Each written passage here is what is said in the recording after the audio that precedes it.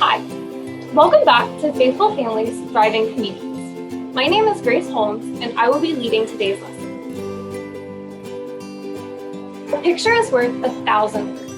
I am guessing that most of us at one time or another have felt sick after a meal. Today's lesson is all about how we can keep our family healthy by handling, preparing, and storing our food safely.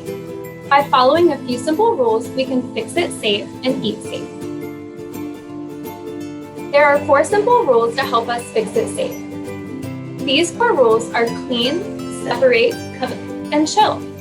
Following these steps can reduce the risk that you or your family may suffer from a foodborne illness. Let's begin by thinking about the concept of clean as it relates to our food preparation and health. Our hands are the best and fastest transporters of bacteria and viruses. We just learned that 50% of all reported cases of foodborne illnesses can be attributed to not washing our hands correctly or often enough. We need clean hands to keep from spreading harmful bacteria and viruses to the food that we eat. The best way to really clean our hands is with plain soap and water. Let's go through the 5 simple steps together. Wet, lather, scrub, rinse, and dry. Using water, wet your hands and apply soap. Rub your hands back and forth to create a good lather.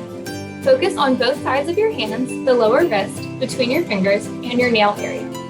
If you have a nail brush, this is particularly helpful in removing dirt and harmful bacteria hiding under your nails. Rub and rinse your hands under warm water for at least 20 seconds. A fun way to measure 20 seconds is to sing your ABCs. When you're at Z, you're done. Rinse your hands and use a clean paper towel to dry. Sometimes we find ourselves in a situation where soap and water is not available. For these times, an alcohol-based hand sanitizer that contains at least 60% alcohol is the next best thing. There are a variety of hand sanitizers and alcohol wipes that can help kill bacteria and viruses on our hands. Although these products do not work nearly as well as hand washing, using one is better than doing nothing. As we're preparing food, when do we think we need to think about washing our hands? These times are going to be before, during, and after. We've already established that you would wash your hands before preparing food. Not only is it important to keep our hands clean, but we also have to keep all the surfaces our food touches clean as well. We have counters, cutting boards, utensils, cooking equipment, appliances, cabinet shelves, the refrigerator, and the sink all coming into contact with food. When cleaning these surfaces, it's important to remember to use a clean dishcloth with very warm, soapy water to wash the surfaces. Be careful not to use a dishcloth that you have used to wipe up drippings from raw meat. Remember to change your dishcloth daily and sanitize dirty dishcloths by washing them in the hot cycle of your washing machine. Wiping our kitchen surfaces down with a warm, soapy dishcloth removes the visible dirt and grime, but doesn't remove harmful bacteria and viruses. We need to sanitize our surfaces in addition to cleaning them. Today, we'll talk about how to make our own inexpensive sanitizing solution. To keep your solution at its best, store it in a dark cabinet and replace the solution once a week. For sanitizing surfaces, you can use 2 cups of water to 1/4 teaspoon of unscented chlorine bleach. You can also make a sanitizer for the dishes. After washing, soak dishes, glasses, and utensils in a sink filled with 1 gallon of warm water and 1 tablespoon of unscented chlorine bleach. Remember, this needs to be in the rinse water. Earlier, we discussed how fresh produce is a category of foods that is often associated with foodborne illnesses. In addition to keeping our hands and surfaces clean, it is important that we remember to thoroughly wash all fruits and vegetables. You don't need to do anything special. Just wash them under cold, running water. If you have a vegetable brush, that is often helpful in removing stubborn dirt. Our next rule that helps us fix it safe and eat safe is separate. Harmful bacteria and viruses are hitchhikers. When bacteria spreads from one food to another, from one surface to another, or from a person to a food, surface, or another person, this is called cross-contamination. We need to think about separating foods when we are shopping, preparing, and storing foods. Separate raw meat, poultry, and seafood from other foods in your grocery shopping cart and in shopping bags. Some stores provide plastic bags at the meat counter that can be used to help prevent meat drippings from getting onto other food. If your grocery store doesn't do this, you can always grab a few extra bags while you're in the produce section. Cross-contamination can occur if we don't separate when we shop, prepare, and store foods. We've already talked about separating meats, poultry, and seafood from other foods when we shop. Let's take a look at how to fix it safe when preparing and storing foods. During preparation, you want to use one cutting board for fresh fruits and vegetables and a separate cutting board for raw meats, poultry, and seafood. Cutting boards should be cleaned and sanitized after each use. Use a different clean and sanitized knife for each type of food. Never cut fruits and vegetables and raw meat, poultry, or seafood using the same knife.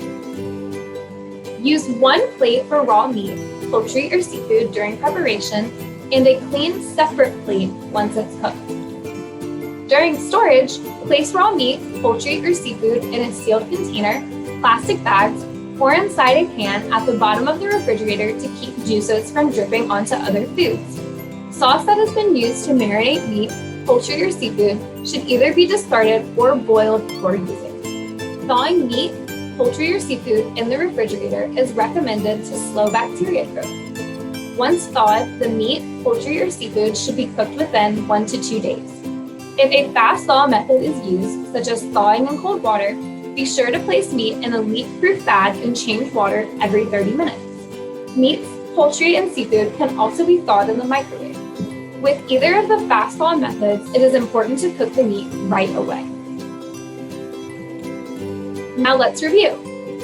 What do you think would happen if we placed raw chicken in the refrigerator above some vegetables we plan to use for a salad? What suggestions do you have to thaw meat safely and to keep juices separate from other foods? Let's take a look at how these foods should be stored.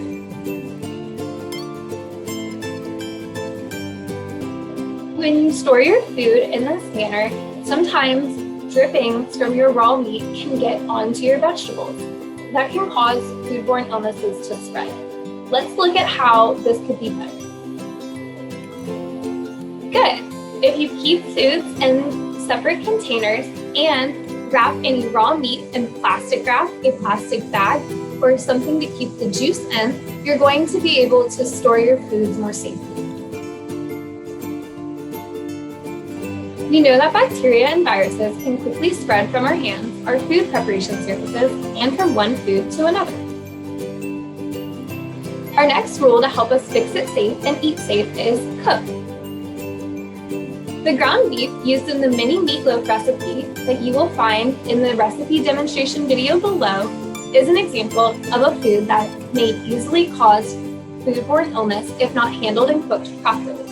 Because we are dealing with raw meat, the only way to ensure it is as safe as possible to eat is to make sure it reaches an internal temperature of 160 degrees Fahrenheit during the cooking process. Different foods need to reach different temperatures. We need to use a thermometer when cooking to be sure that our foods reach a safe temperature for our families to eat. The most important rule for cooking is to cook foods to the right temperature. There are a few other precautions we need to know about. For pregnant and breastfeeding women, as well as young children, it is wise to reheat ready-to-eat foods such as hot dogs, luncheon meats, cold cuts, fermented and dry sausage, and other deli-style meats and poultry products until they reach 165 degrees Fahrenheit. These foods might have been contaminated during storage and handling. Tell your children you need to cook these items before they eat them. Do not eat deli meats and similar products unless they have been cooked to a temperature of 165 degrees Fahrenheit. The final rule we need to remember to fix it safe is chill. Refrigerate foods quickly. It's okay to place hot foods in the refrigerator. If there is a large amount of a hot food that needs to be refrigerated, place the food in shallow containers so it can cool down quickly.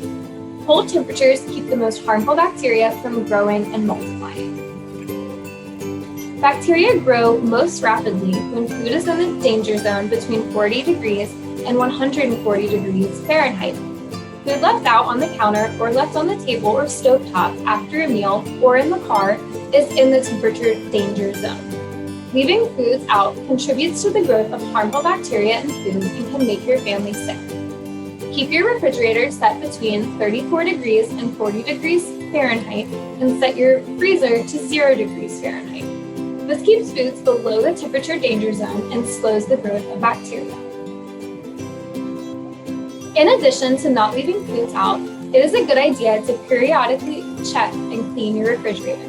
Make cleaning the refrigerator a weekly activity. Throw away leftovers that are over 2 to 3 days old and throw out moldy foods. You can save money by planning your menus so that your leftovers become a part of the plan. For instance, if you have leftover baked chicken, you can cut up the leftovers and use it in a chicken salad or a casserole the next day. Food with past dated sell-by and use-by dates may still be okay if they have been stored properly, the packaging is intact, and there are no odors, mold, or other signs of spoilage. Make sure your kitchen is a safe place for all family members. Look for safety hazards such as spills on the floor, electrical cords, towels too close to heat, hot handles in easy reach of young children, climbing hazards, toxic cleaning products not placed out of reach of young children. Take a look at the Home Food Safety Inspection Checklist that is on your handout. I'd like to challenge you to review this checklist with your family this coming week to determine if there are some areas you feel you should be improving on. If you find safety concerns, talk to them about it as a family and set a goal to make a change. Although it is true that there are safety issues for children in the kitchen, children love to help with food preparation and should be included whenever possible. Children's participation should always be supervised by an adult, and tasks in which children help should be age appropriate. There are many simple tasks that they can enjoy depending on their ages. Fixing salads is an easy task that almost all children can help with. Ask the youngest member of the family to wash and tear the lettuce for the salad. Older children can peel carrots and cucumbers. Teenagers can chop the peeled vegetables and tomatoes. Remember, the more help you have, the more easily and quickly meals can be served. Ask children to place salad dressing on the table. Young children can help set the table. Only let older children and adults handle knives. Children can even put ice in glasses and pour the beverages for the meal. Remember to serve low-fat milk and water often. After dinner, children can help remove the plates and clean up. Food preparation and mealtime should be a family affair. It is a great way to spend good quality time together as a family and teach your children a valuable life skill at the same time. Take a few moments and think about the rules you have learned to help you fix it safely. I'd like to encourage each of you to practice using thermometers in cooking foods this week and to keep all 4 rules, clean, separate, cook, and chill, in mind each day as you prepare healthy foods for your family to eat. Don't forget to watch the food demonstration below after the lesson. This is a delicious dish that presents a great opportunity to fix it safely.